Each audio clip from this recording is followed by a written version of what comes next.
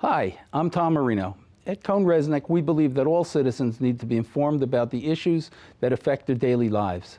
That's why we're proud to support the programming produced by Caucus Educational Corporation and their partners in public television. Funding for this edition of One-on-One with Steve Adubato has been provided by the New Jersey Education Association, working for great public schools for every child. Celgene Corporation, committed to improving the lives of patients worldwide. Caldwell University. Barnabas Health. Life is better healthy. Health Republic Insurance of New Jersey. New Jersey Sharing Network, dedicated to saving lives through organ and tissue donation. And by TD Bank. This is One-on-One. When you first heard that they were doing Charlie Rose and Gayle King, didn't you go, what? People like laughing at others, so I don't mind if the other is me. See, you go right into the character. That's what it is. I'm bringing families together a half an hour each week. Man, I'm doing something special. And so I do feel successful.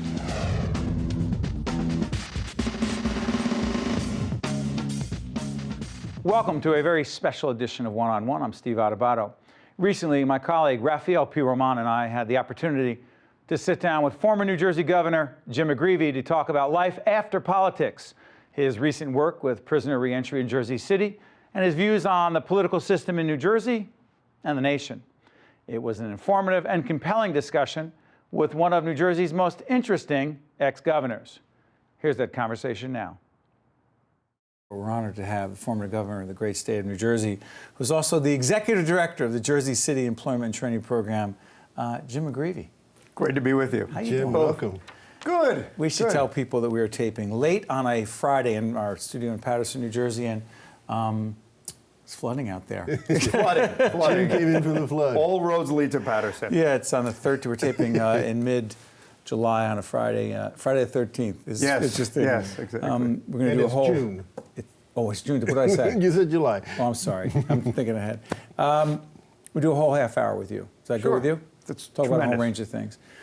What's been going on with you? No, in the last decade. In the last decade. Well, I'll tell you what's been, what I get the chance to do right now, every day of my life, is to work with people that are coming out of jail, or people that are underemployed, and people that are unemployed. And so, if you will, I get in Jersey City? In Jersey City. And there's also some people from, obviously, Hudson County, Bayonne, and the environment. But people, frankly, Stephen, who are at the margins of life. And it's so rewarding. Jersey City's experiencing this exponential boom. I mean, it's now the 12th largest downtown in America. I mean, I had the opportunity to be with Senator Torricelli. Bob and I were just, it's amazing. Because when we were kids, this was just environmental wastelands, and now building after building. And thanks to the mayor's leadership. Mayor Steve Fulop. Mayor Stephen Fulop. Who was just here. You work for the mayor. Yes.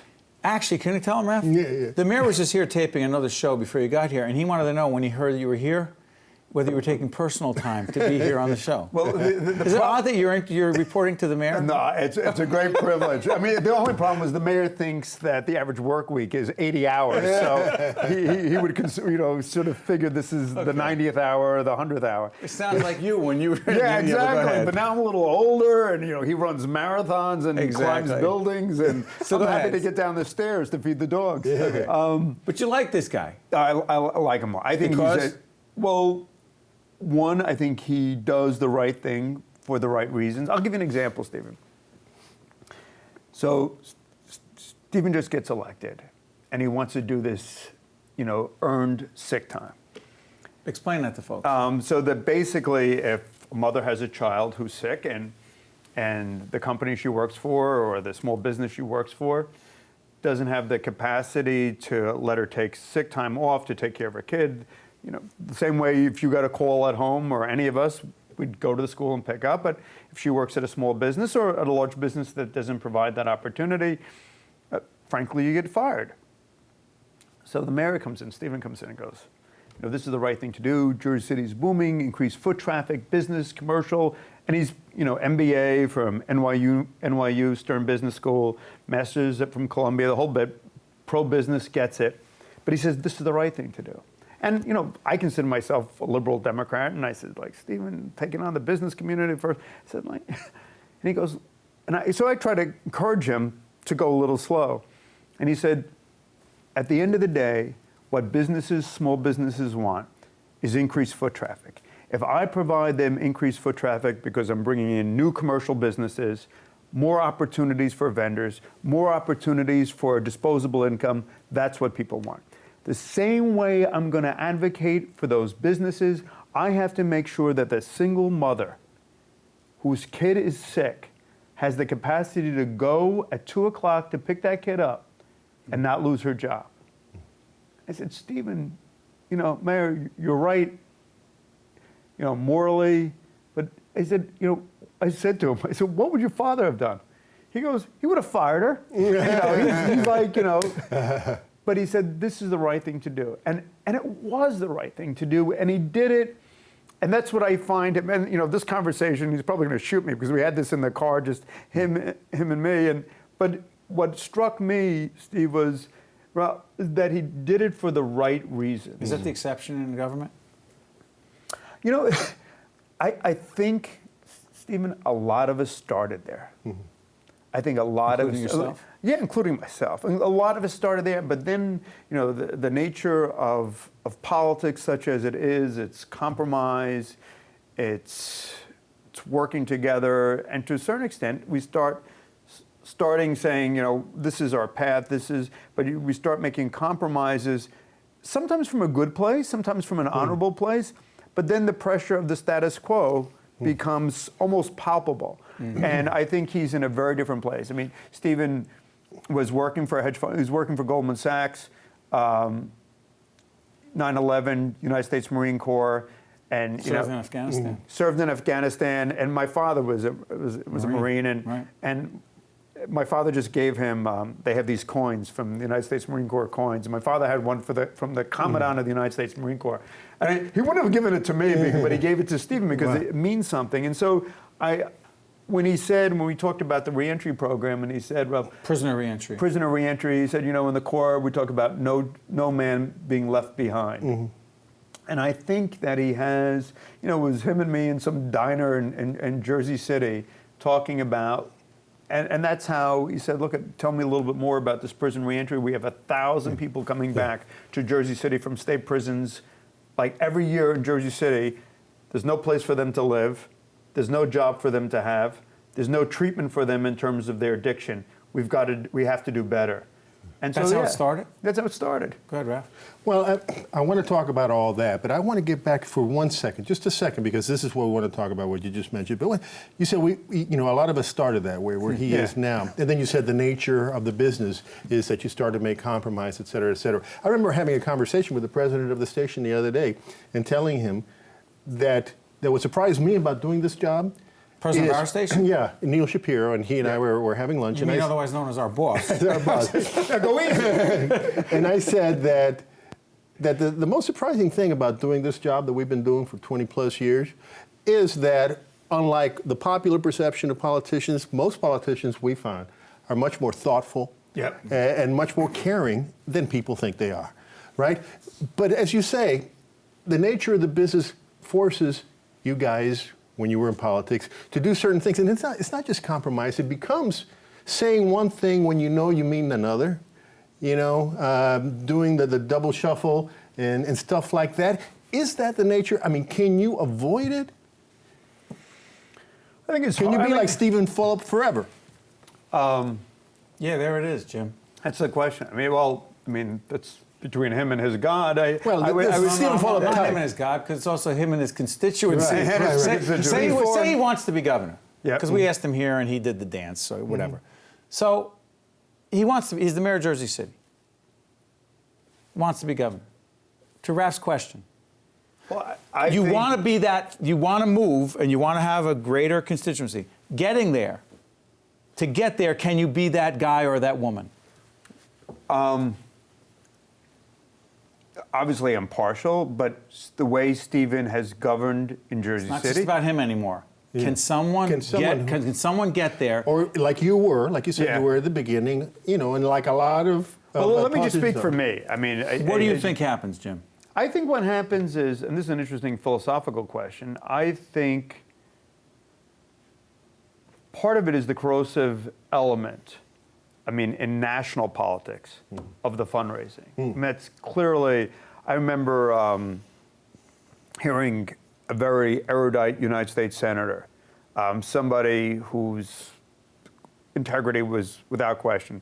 He said, when I get back to my hotel room at night from wherever I'm traveling across the nation, and there's a pile of phone calls, I would have to not be human to recognize that one of those phone calls had contributed X and 10 of those had contributed Y. He said, you're cognizant of it. So I think, part of the problem in sort of American politics is obviously the cost of American politics. And that continues to be manifested in campaigns, nationally in the state. What else is it from a personal point of view? From the personal point of view, I think it's also survival. Survival in the sense that you want to make it through the next election. Say for example on the great debate on guns. Most rational human beings would realize we have a plethora of handguns.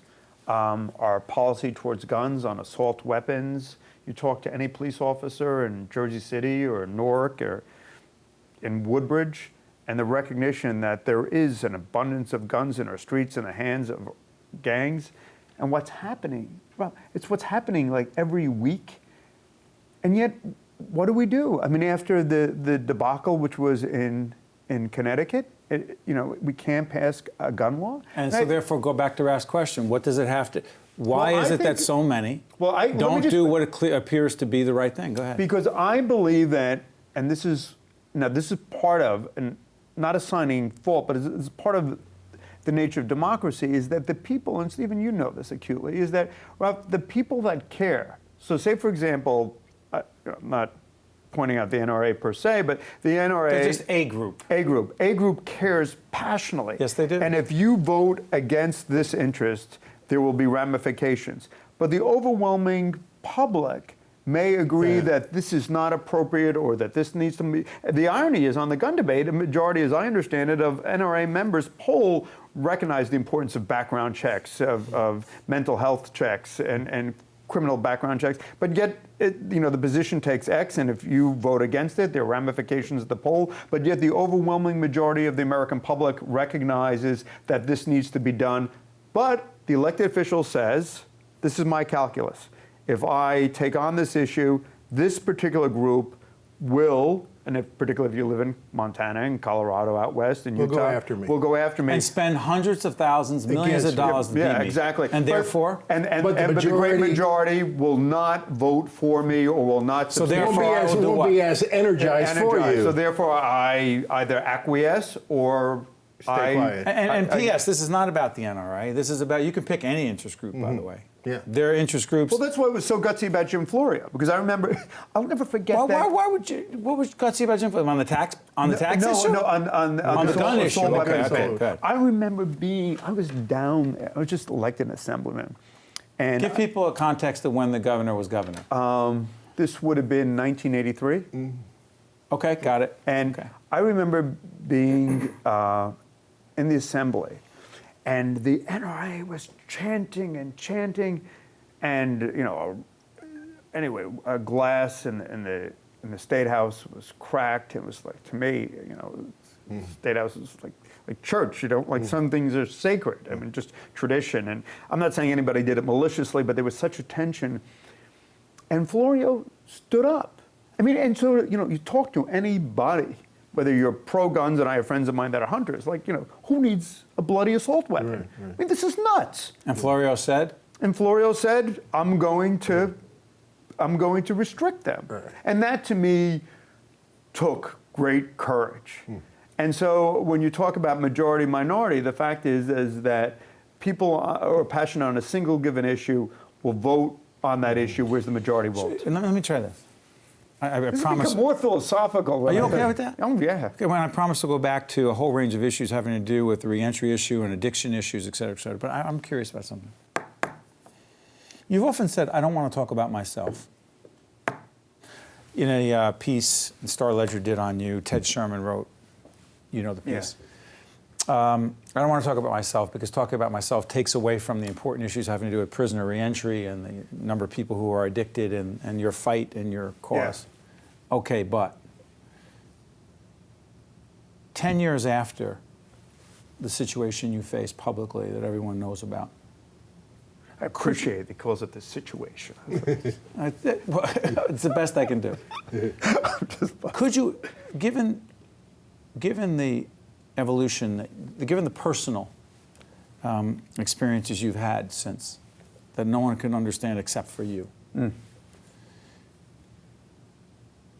could you ever, given who you are today and what you are today, do what is necessary,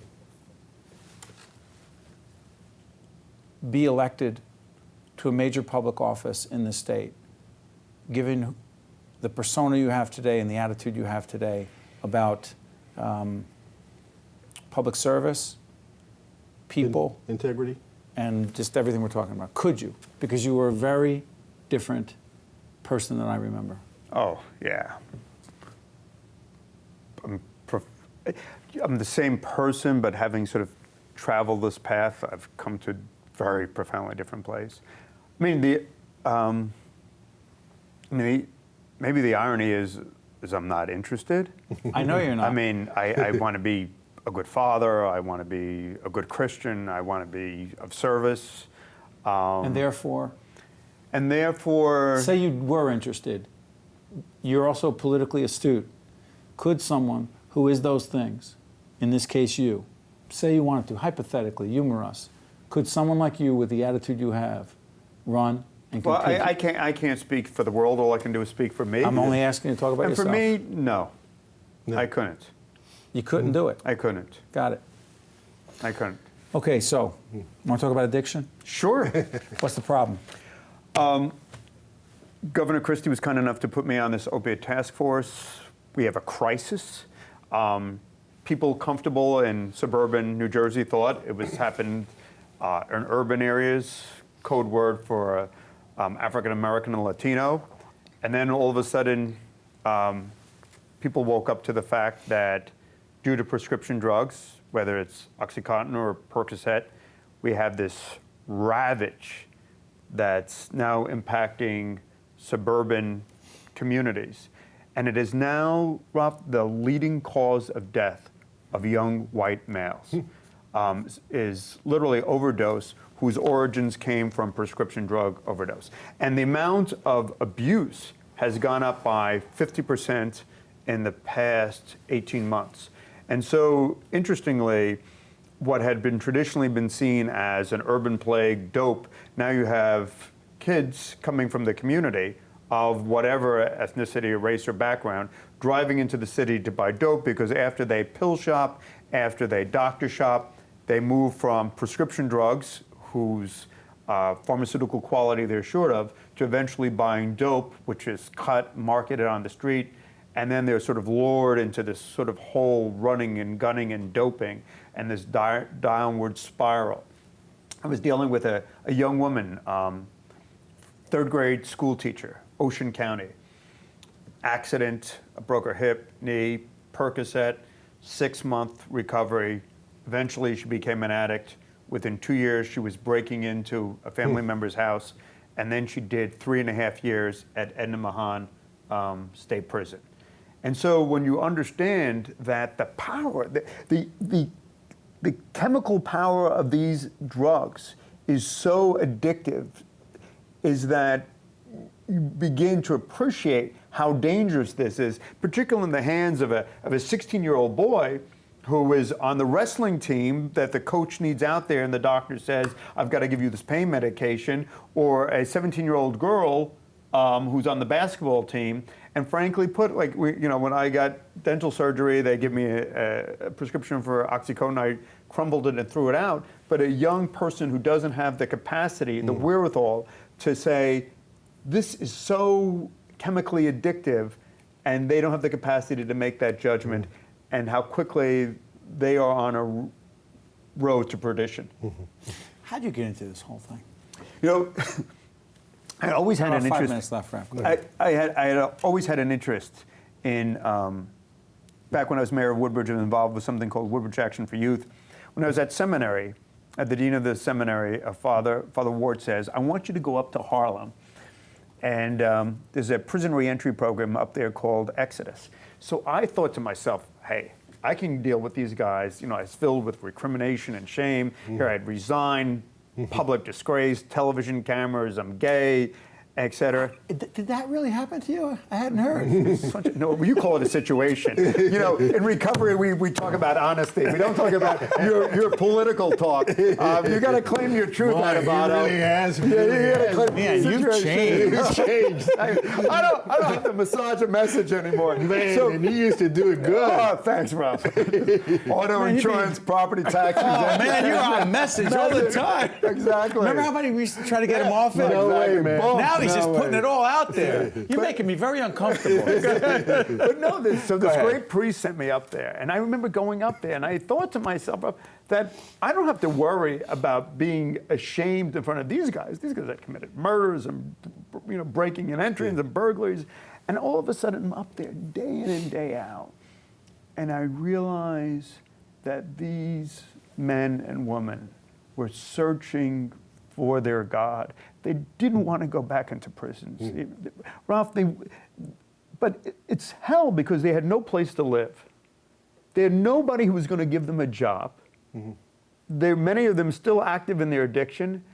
And it doesn't take a rocket scientist to say, what are they going to do? They're going to go back to what they've always done. And you told us earlier that 70% of the people in prison are addicted? Or an active addicts, what they call clinically DSM-4. Wow. 70%, and that's why you just look at, on the national numbers, we're 5% of the world's population, we're a quarter of those incarcerated. A quarter of those incarcerated. After us is Russia, then Rwanda.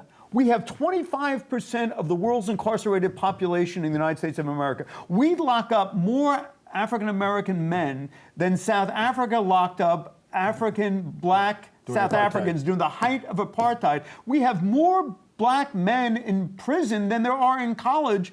You look at the state of New York. They're spending more money on corrections than they are on public higher education. And you know what, Ralph?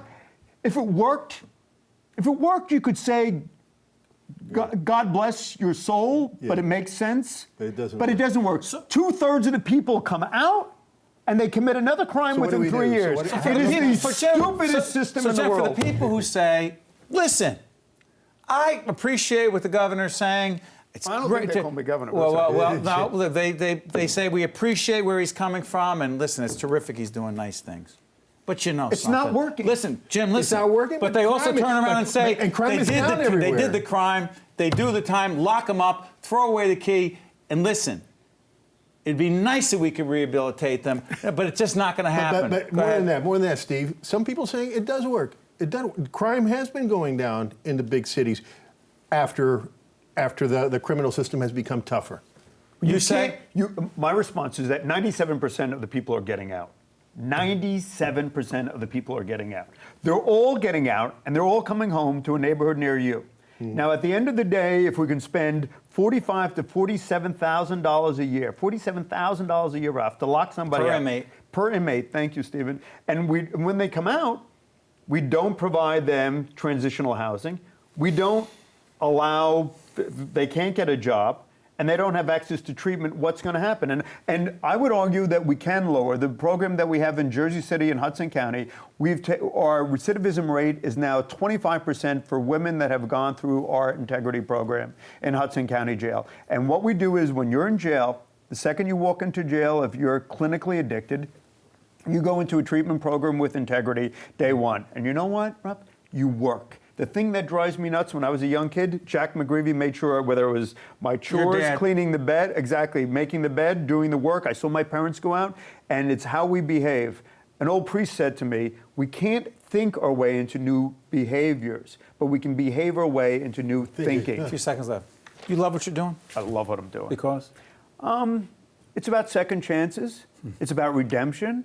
It's about living forth my faith in a really honest, unabashed way, and thanking God for the gifts of my life in service. I can't beat it. You know what? I wouldn't want to be any other place. Really? Really. This is as real as it gets. Ground zero. You don't miss? Oh, mother of God. No. You don't miss being with us, Exactly. but you don't miss on a regular basis coming in and doing us the political thing? At the end of the day, if we start changing people's minds on reentry, that's what drives me. And that's what excites me about Steve Fulop, that he was willing to do it. There's not a lot of people out there that are talking about this Jim, stuff. we appreciate you coming in. It was great. Thank you so much. Godspeed. Thank you so much, my friend. One-on-One with Steve Adubato has been a production of the Caucus Educational Corporation, celebrating over 25 years of broadcast excellence. Funding for this edition of One-on-One with Steve Adubato has been provided by the New Jersey Education Association, Celgene Corporation, Caldwell University, Barnabas Health, Health Republic Insurance of New Jersey, New Jersey Sharing Network, and by TD Bank. Promotional support provided by The Record, North Jersey's trusted source, and NorthJersey.com, and by the New Jersey Business and Industry Association and its monthly magazine, New Jersey Business. Transportation provided by Airbrook Limousine, serving the metropolitan New York, New Jersey area. Hi, I'm Peter Rooney. In 2006, I lost my father to renal disease. He was on the waiting list for a new kidney, but did not receive one in time. Unfortunately, so many like my father have lost their lives while waiting for a life-saving organ. At New Jersey Sharing Network, we're committed to saving and enhancing people's lives through organ and tissue donation and by informing people about this important decision. Because you can make a difference and save a life.